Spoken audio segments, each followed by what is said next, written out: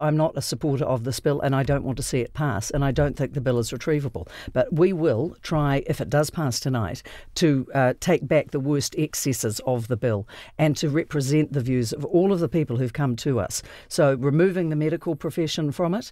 One of the other ones that recently emerged yesterday was the Muslim community. They have listed 7 points they've written to the Prime Minister and asked for cultural reasons for their beliefs that the bill be voted down and that it should not progress. So their concerns will also inform probably a dozen or so supplementary order papers, along with Māori and Pacifica cultural issues. So these are not frivolous. Okay. These are not time-wasting. Your these opponents are important. Have been critical of the way in which you've approached this debate, that you've been scaremongering. And in April you said on Morning Report that this bill would allow people to use conditions such as asthma, diabetes, incontinence, even gluten intolerance to end their lives. There's no truth to that. It's happened in other jurisdictions. But Why that's not here? Well, because it's not allowed under this current legislation. There is no current legislation. The bill is in an unformed state. David Seymour has proposed a raft of changes. You stand by that claim? Yes, indeed, because it's happening in other parts of the world. When you but that's after a long period of time and changes in interpretation in their law. The current law that's being debated by this Parliament, that can't happen. Of course it can happen. He's already said he's going to remove grievous and irremediable,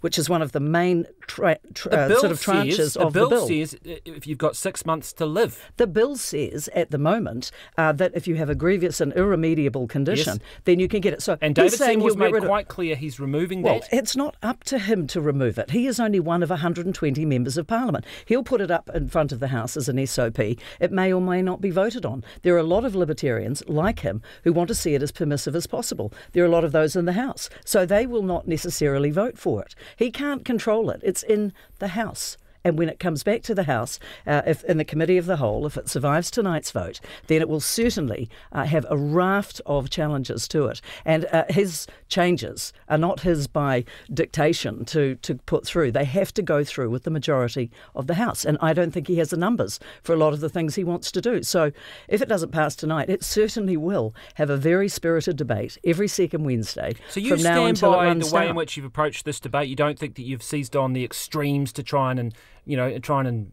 flame this debate unnecessarily? No, this is not an extremes.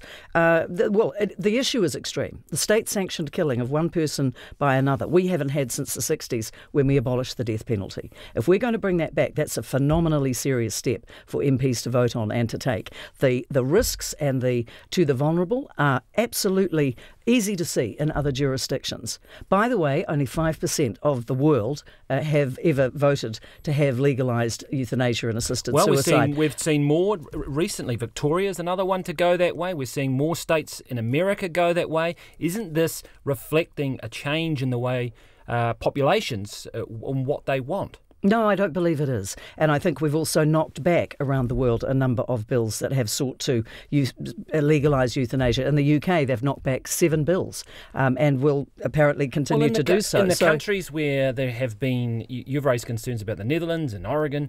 Is there any desire to get rid of the law there? The public seems comfortable with the way things are progressing there. There's always a debate, but it still remains the support of the public. No, not necessarily. I think you'll find there are 6 legal cases in Holland at the moment for people with dementia who didn't have the capacity to make a decision. Their families are taking it through the courts. These are not easy to overturn. So that's why we have to think so carefully about it. Because if this law passes, it's going to be incredibly difficult to get rid of it and to take it off our books. Because once you legalise culpable homicide, aka murder, assisted suicide and euthanasia, and that's what this bill, to be clear, wants to do in the Crimes Act, there's no going back.